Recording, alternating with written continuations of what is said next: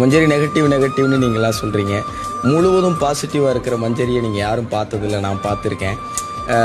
தன்னோட உரிமைக்காக போராடுற மஞ்சரியை நீங்கள்லாம் பார்த்துருக்கீங்க. ஆனால் இன்னொருத்தனோட வெற்றியை பார்த்து ரசித்த, இன்னொருத்தனோட வெற்றியை பார்த்து கொண்டாடின, இன்னொருத்தனோட வெற்றிக்காக ரொம்ப ரொம்ப பெருமிதம் அடைஞ்ச மஞ்சரியை நான் பார்த்துருக்கேன்.